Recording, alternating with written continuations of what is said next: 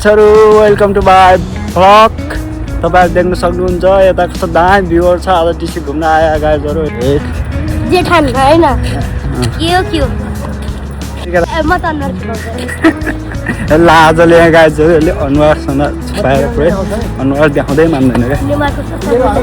निमार्को सस्ता बजाउनु पाएर कस्तो दामी छ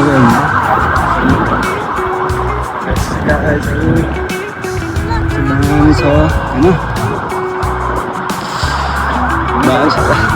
छोटो दिन घुम्न आएका कस्तो दामी भ्यूहरू छ गाइज।